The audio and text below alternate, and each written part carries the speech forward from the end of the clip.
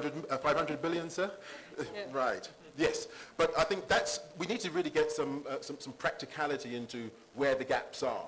And then I think we can actually really play a bigger role. And then lastly, we have until 2030, according to the panel, to mobilize this 10 billion from institutional investors each year. So we're going to need to use new technologies to be able to crowd in institutional investors. And there are a number of deal rooms and investor intermediation technologies that we think should really be incorporated in the practice and the process. Thank you. Thank you very much, Dr. Danso. And yes, you've taken a massive problem and tried to at least break it down in bits for us, at least a good start. It takes a village. Yes, it does. Okay, I understand we need to be done within 5 minutes. So Lillian, from GCF, please let's keep it very short now. Over to you. Let me get my microphone.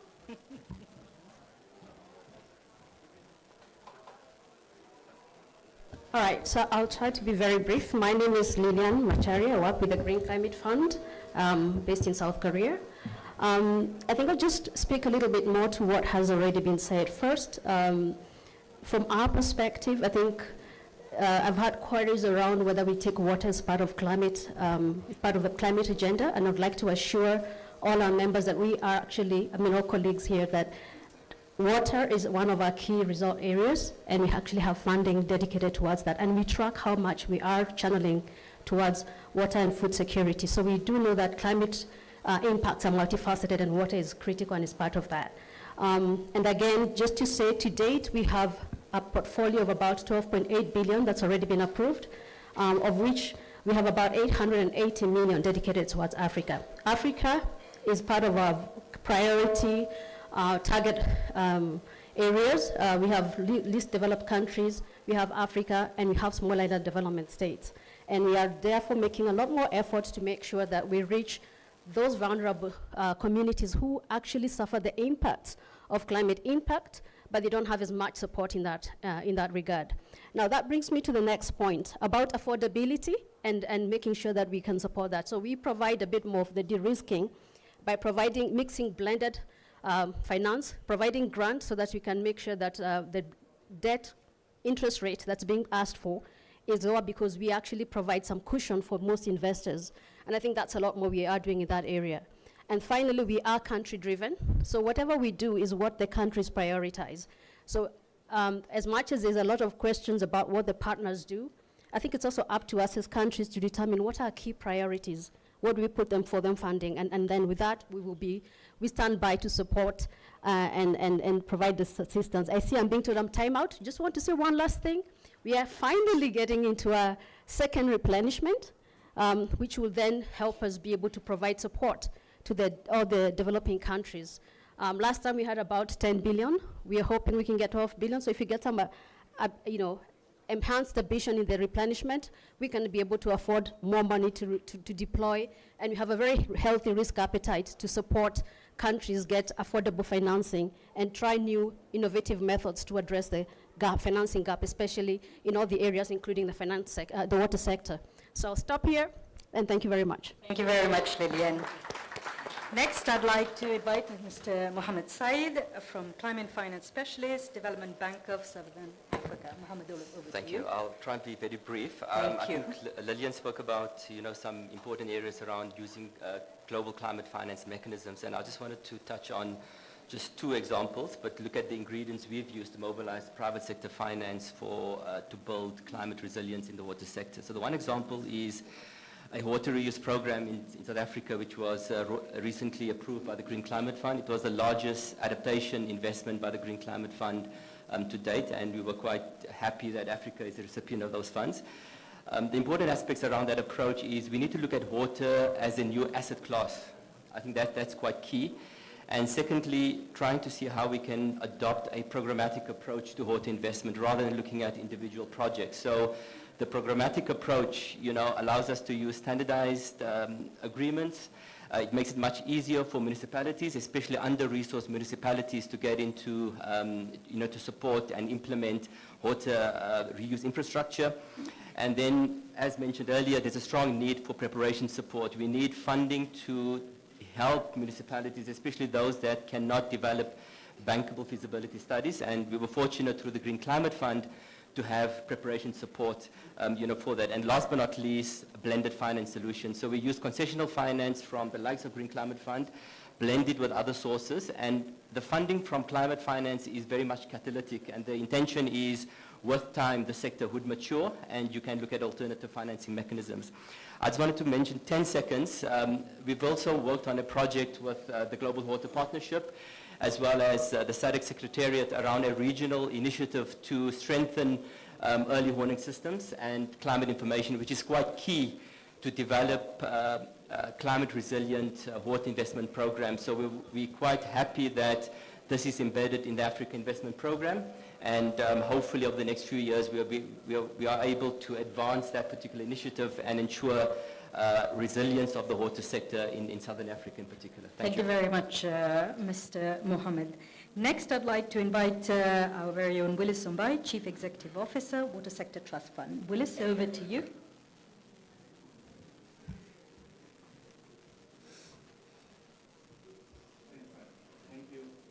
Thank you. I don't know how many minutes I have. 1 minute. 1 minute. Yes. So thanks for this invitation and the honor to speak here because I think we are one of the Kenya national institutions which is involved in mobilizing resources for investment in the water sector. Maybe just to tell you how much we have done, we have mobilized since the inception around $50 million US, which I think by our standard is a significant amount of money, working with the county governments and various institutions across the country and implementing projects which are climate friendly. I want to recognize, because our main role is mobilization of resources, is that of we have been able to get money or funds mainly from World Bank, KfW, Danida, many, Danida, Finland, and these are appreciative partners that we have worked with. In terms of climate change or climate financing, we are currently pursuing opportunities from Green Climate Fund, and so because the representation is here, we really look at that. As lastly, our role in public-private partnership is really viability gap financing and also working on last mile connectivity. Thank you so much. Thank you very much, Willis.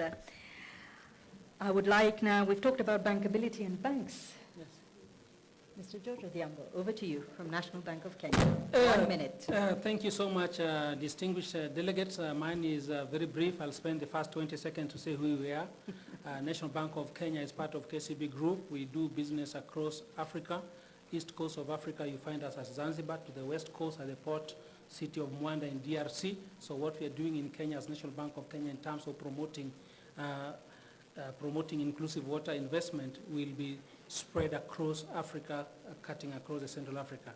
As National Bank of Kenya, we work with partners. We are very honored to have partners from the Kingdom of Netherlands who've committed 25 million euro in this country. 40% of that passes through National Bank of Kenya in terms of investment through water service providers. We've also opened a discussion with the African Development Bank to consider similar funding at upstream level so that we can work it down to the real beneficiaries. We're also talking about de-risking, and the Honorable Minister and I have had that discussion previously. It's not de-risking that we're supposed to stop people from accessing clean water and sanitation. It's about us knowing exactly what KPIs we are dealing with. And lastly, I would like to talk about the impact that we've set on ourselves for the last 2 years to reach out to 600,000 families. We are 80% of that, and we're happy to see this panning out through county governments. In Kenya, there are 48 governments, the national, and 47 county governments, whom we work with very closely. So from this discussion, I'll be looking forward to more partnerships. We are looking for more funding, more technical assistance, and more research in innovative solutions. Thank you. Thank you very much, Mr. George Odhiambo. And finally, Mr. Sylvester Matemu, Executive Director, Nile Basin Initiative. And you close this panel. Yeah, thank you very much. Maybe I have half a minute. Yes, you do. I have summarized, and I don't know what to summarize, but I have 3 key messages in terms of presentation. First First one is that river basin organizations are the key and important building blocks to take this agenda forward. In Africa, we have 19 river and lake basins, Nile being one of them, and is the top, the third largest in terms of area, followed by Congo and the Amazon. So Nile has a role to play here. Two, in this agenda, we have our strategy. The issues of climate change is not new to our area. We have a strategy we are implementing, and we find the way forward is to have a water and climate coalition. I do not like to explain about this because of the time. Water and climate coalition. Last one. What are we doing at the river basin level? And because Nile Basin is representing the 19 river and lake basin organizations in Africa, we have developed tools. One is a manual for climate proofing. Second, we are having what we call data analytic services for the countries. And by using these informations, building capacity, it makes the countries to make scientific decisions. This is what I can say. Pay the bill now, or we'll pay dearly in the future. Thank you. Thank you very much, Sylvester. I'd like to invite back Alex for the next session. Thank you to our panelists. Well done. Thank you. Kindly remain on the, remain. Will they remain? Okay. Yes, you kindly just remain. Our chair is going to close the session now and summarize the key outcomes and the next steps. I think from the high-level panel secretariat, and also from, on behalf of the high-level panel alternate co-chair, His Excellency President Jakaya Kikwete, who could not join us here. Just want to thank the African Union Commission, as well as AUDA NEPAD, the Republic of Kenya, the minister, as well as the honorable ministers that are here, as well as, of course, our own professor from Egypt, the Minister of Water, and also President of the African Minister Council of Water. So for now, thank you for your patience. We did mention that we started late, but actually we are only over by 5 minutes, if we count from where we started. So we've done really very well. Honorable Minister, it is now your duty to take forward and inform us on the next steps. Thank you very much. Thank you very much. I also appreciate the panelists and the very interesting session, and thank the Secretariat for preparing this kind of communique as an output of this session.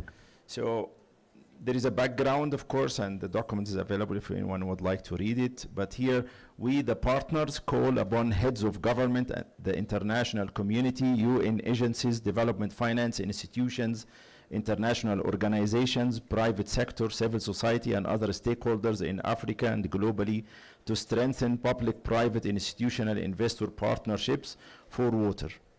Second, urge the member states to adopt and implement the recommendation of the high-level panel report on Africa's rising tide, how to mobilize $30 billion US annually to achieve water security and sustainable sanitation in Africa. 3, urge to enhance collaboration and improve the enabling environment for preparation of a pipeline of agreed investable, bankable projects that accounts for the socio-economic and environmental considerations to meet the needs of public-private institutional investor partnerships, address climate change impacts toward the achievement of SDG 6 water-related targets and socio-economic needs of the continent.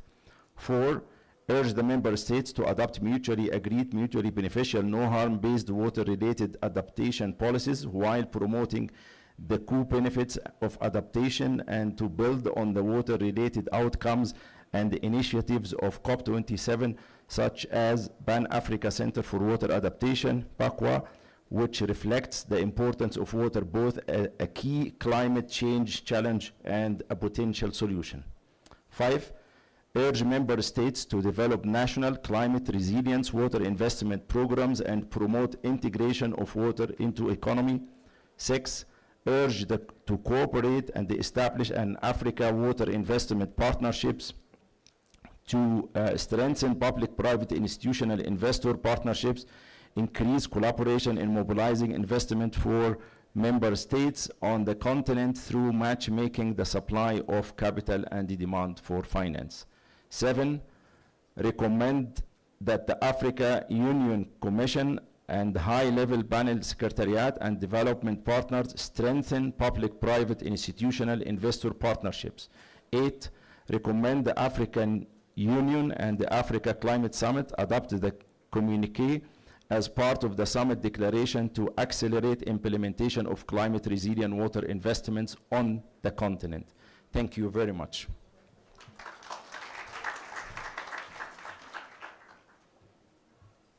Thank you, Honorable Ministers. So we have come to the end of the session. So as we close, the Honorable Ministers are invited for a group photo, upstanding right here. Just the Honorable Ministers. The session is officially over, and thank you to the panelists. You are now allowed to leave the panel. Thank you. Group photo for the Honorable